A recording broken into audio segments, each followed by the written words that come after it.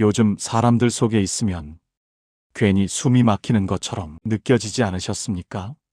예전에는 사람을 만나는 일이 그렇게 어렵지 않았는데 이제는 약속 하나만 잡혀도 몸보다 마음이 먼저 지치는 날이 잦아지지는 않으셨는지요? 그래서 어느 순간부터 사람 많은 자리를 피하게 되고 혼자 산을 오르고 혼자 밥을 먹는 시간이 자연스럽게 늘어나고 있지는 않으십니까? 그럴 때 문득 이런 생각이 스쳐 지나갑니다. 내가 점점 사람들과 멀어지는 건 아닐까? 나만 이렇게 혼자가 되어가는 건 아닐까? 혹시 인생이 이쯤에서 조용히 기울어지는 건 아닐까? 이 생각이 반복되면 사람은 자신을 먼저 책망하게 됩니다. 내가 부족해서 그런가? 어디서부터 잘못된 걸까? 하지만 잠시만 멈추어 이 질문을 조금 다른 방향에서 바라보아도 좋겠습니다. 지금 당신에게 찾아온 이 고요함이 혹시 인생이 잘못되어서 생긴 결과가 아니라 인생의 방향이 바뀌기 직전에 나타나는 조용한 신호는 아닐지 말입니다. 사람은 평생 무리 속에서만 살 수는 없습니다. 어느 시점에 이르면 삶은 조용히 이렇게 묻습니다.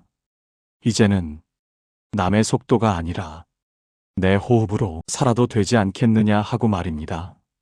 부처님께서는 모든 것은 마음이 지은 바대로 이루어진다고 말씀하셨습니다. 같은 혼자라는 상황도 어떤 마음으로 받아들이느냐에 따라 외로움이 되기도 하고 깊은 수행이 되기도 합니다.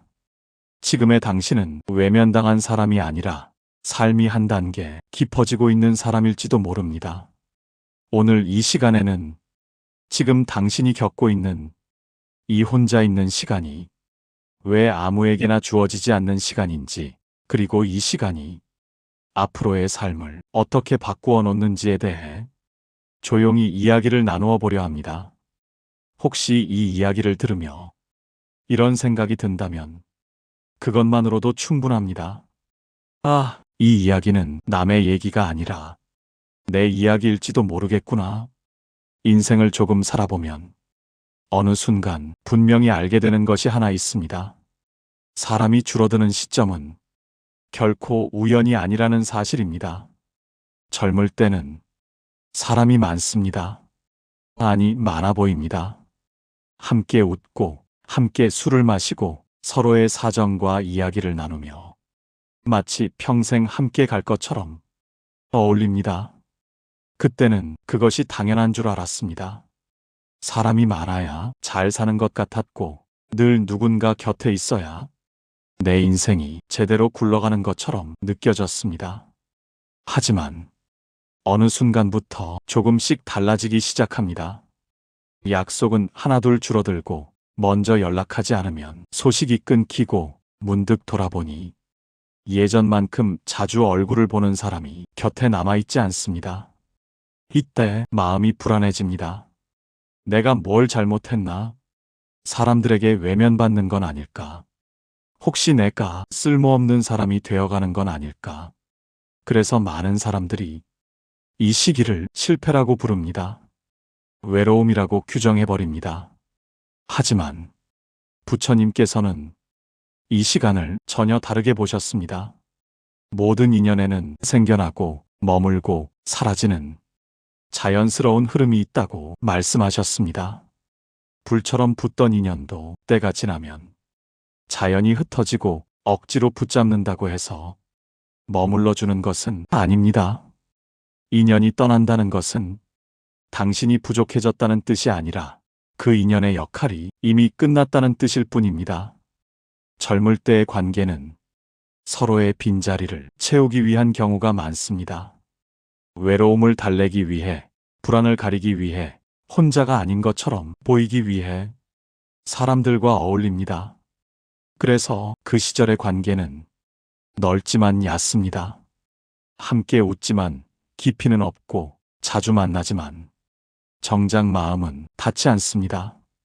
하지만 인생의 어느 지점에 이르면 사람은 더 이상 그런 관계를 견디지 못하게 됩니다. 겉으로 웃으며 맞추는 대화가 피곤해지고 마음에도 없는 말로 시간을 채우는 일이 버거워집니다. 그래서 사람은 자연스럽게 사람을 줄이게 됩니다. 이것은 냉정해진 것이 아니라 비로소 솔직해진 것입니다. 인생을 조금 살아보면 어느 순간 분명히 알게 되는 것이 하나 있습니다. 사람이 줄어드는 시점은 결코 우연이 아니라는 사실입니다. 젊을 때는 사람이 많습니다. 아니, 많아 보입니다. 함께 웃고, 함께 술을 마시고, 서로의 사정과 이야기를 나누며 마치 평생 함께 갈 것처럼 어울립니다. 그때는 그것이 당연한 줄 알았습니다. 사람이 많아야 잘 사는 것 같았고, 늘 누군가 곁에 있어야 내 인생이 제대로 굴러가는 것처럼 느껴졌습니다. 하지만 어느 순간부터 조금씩 달라지기 시작합니다. 약속은 하나둘 줄어들고, 먼저 연락하지 않으면 소식이 끊기고, 문득 돌아보니 예전만큼 자주 얼굴을 보는 사람이 곁에 남아있지 않습니다. 이때 마음이 불안해집니다. 내가 뭘 잘못했나? 사람들에게 외면받는 건 아닐까? 혹시 내가 쓸모없는 사람이 되어가는 건 아닐까? 그래서 많은 사람들이 이 시기를 실패라고 부릅니다. 외로움이라고 규정해버립니다. 하지만 부처님께서는 이 시간을 전혀 다르게 보셨습니다. 모든 인연에는 생겨나고 머물고 사라지는 자연스러운 흐름이 있다고 말씀하셨습니다. 불처럼 붙던 인연도 때가 지나면 자연히 흩어지고 억지로 붙잡는다고 해서 머물러주는 것은 아닙니다. 인연이 떠난다는 것은 당신이 부족해졌다는 뜻이 아니라 그 인연의 역할이 이미 끝났다는 뜻일 뿐입니다. 젊을 때의 관계는 서로의 빈자리를 채우기 위한 경우가 많습니다. 외로움을 달래기 위해, 불안을 가리기 위해, 혼자가 아닌 것처럼 보이기 위해 사람들과 어울립니다. 그래서 그 시절의 관계는 넓지만 얕습니다. 함께 웃지만 깊이는 없고, 자주 만나지만 정작 마음은 닿지 않습니다. 하지만 인생의 어느 지점에 이르면 사람은 더 이상 그런 관계를 견디지 못하게 됩니다. 겉으로 웃으며 맞추는 대화가 피곤해지고, 마음에도 없는 말로 시간을 채우는 일이 버거워집니다. 그래서 사람은 자연스럽게 사람을 줄이게 됩니다.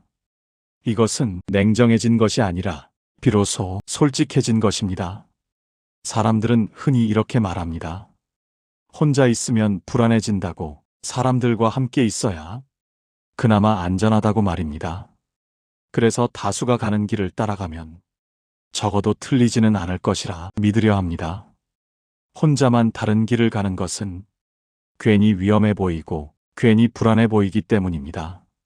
하지만 부처님께서는 이 생각을 그대로 따르지 않으셨습니다. 부처님의 수행 과정을 가만히 들여다보면 처음부터 홀로 계셨던 것은 아닙니다. 깨달음을 얻기 전 부처님께서도 5명의 수행자와 함께 고행의 길을 걸으셨습니다. 같은 음식을 나누고, 같은 고통을 견디며, 같은 목표를 바라보며 수행의 길을 찾고자 하셨습니다. 그 시절의 부처님 역시 혼자가 아니었습니다. 그러나 어느 순간 부처님은 아주 중요한 사실을 깨닫게 됩니다. 이 길은 함께 고통을 나눈다고 해서 함께 도달할 수 있는 길이 아니라는 사실입니다. 고통을 나눈다고 해서 깨달음이 나뉘어지는 것은 아니고, 사람이 많다고 해서 진리가 가까워지는 것도 아니었습니다. 그래서 부처님은 남들이 보기에는 도무지 이해되지 않는 선택을 하십니다. 극단적인 고행을 내려놓고 홀로 보리수 아래에 앉으신 것입니다. 그 순간 함께 수행하던 5명의 수행자들은 부처님을 떠났습니다. 저 사람은 수행을 포기했다. 고행을 버린 사람에게 깨달음은 없을 것이다. 그들은 그렇게 생각했습니다. 하지만 부처님은 그 어떤 오해도 붙잡지 않으셨습니다. 설명하지도 않았고 변명하지도 않으셨습니다. 그저 당신이 가야 할 길을 조용히 걸으셨을 뿐입니다. 그리고 바로 그 홀로의 자리에서 부처님은 깨달음을 얻으셨습니다. 이 이야기가 우리에게 전하는 뜻은 아주 분명합니다. 진짜 중요한 길은 결국 혼자 걸어야 한다는 것입니다. 사람들이 많이 간다고 해서 그 길이 옳은 것은 아닙니다. 사람들이 박수를 쳐준다고 해서 그 선택이 바른 것도 아닙니다. 부처님께서는 이렇게 말씀하셨습니다. 바른 길이라면 혼자라도 가고 그릇된 길이라면 1000명이 가더라도 가지 말라고 말입니다. 이 말씀은 사람들과 등을 치고 살라는 뜻이 아닙니다. 사람을 미워하라는 말도 아니고 세상을 외면하라는 말도 아닙니다. 남들의 선택이 아니라 내 양심과 내 마음의 방향을 기준으로 삶을 선택하라는 뜻입니다. 인생을 살다 보면 반드시 이런 순간이 옵니다.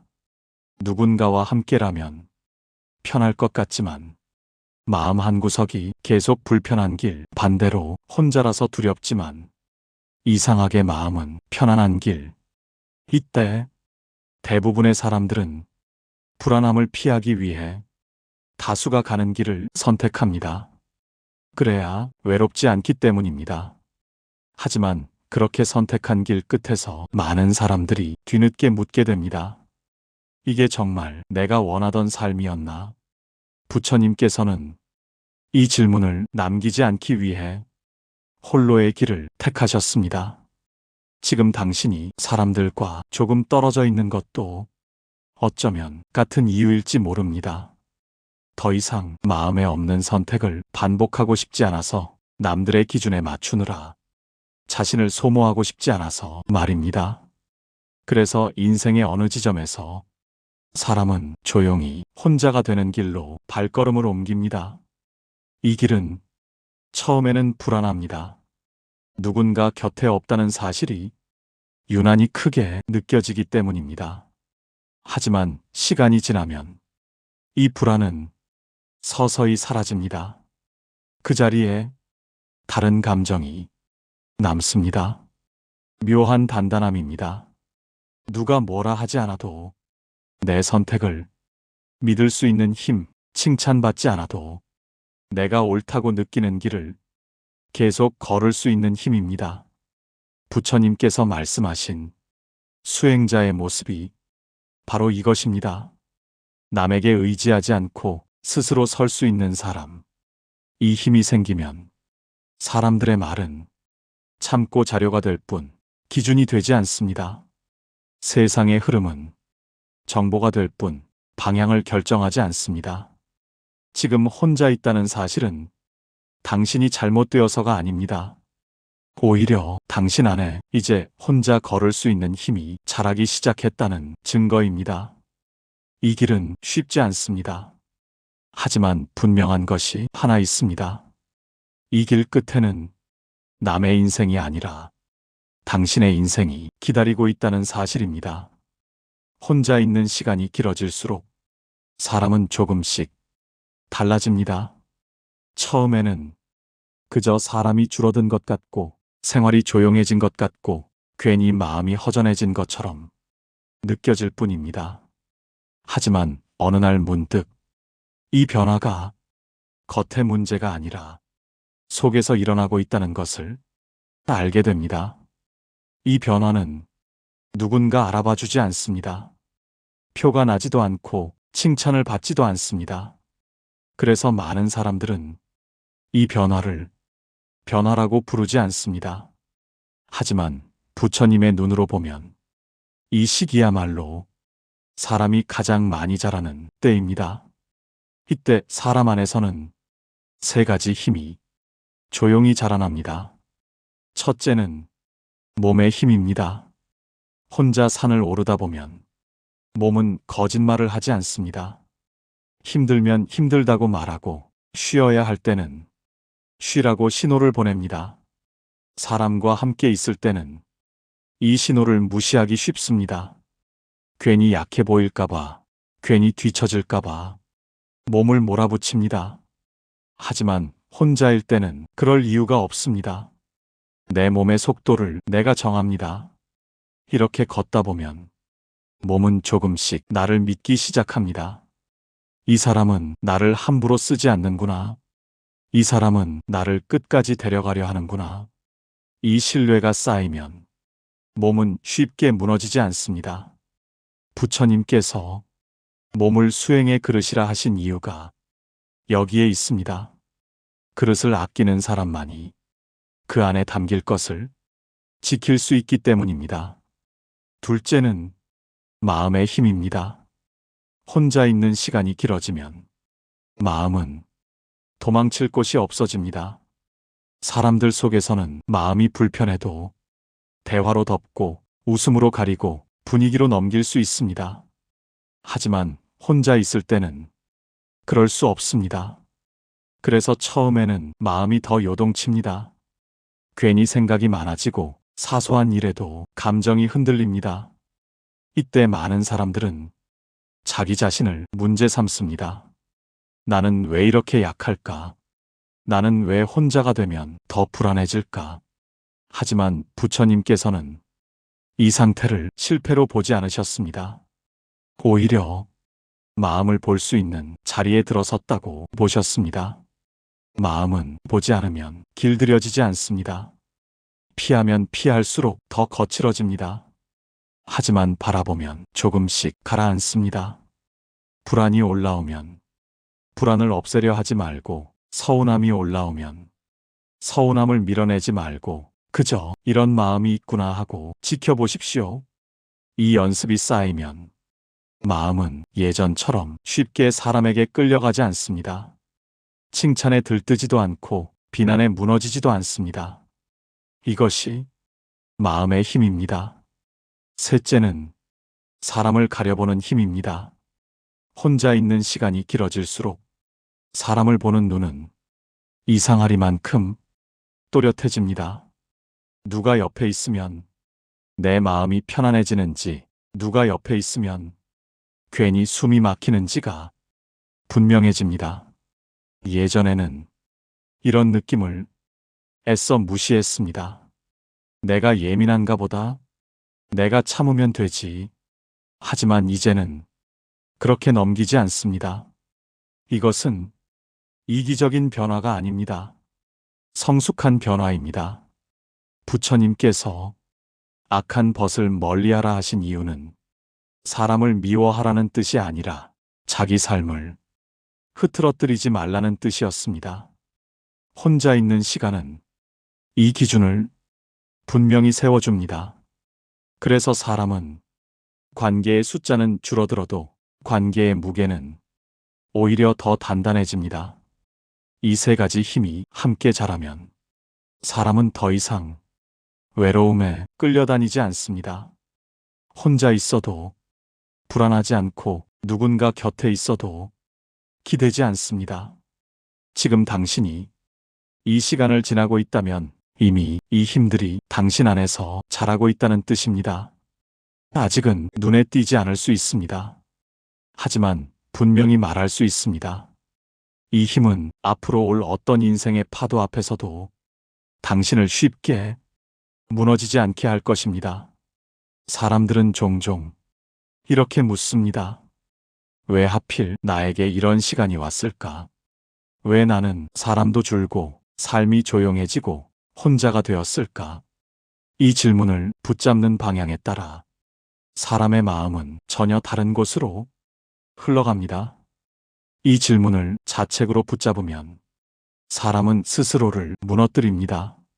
내가 부족해서 그런가? 내 인생이 잘못 흘러온 건 아닐까? 나는 결국 혼자인 사람이 되는 건 아닐까?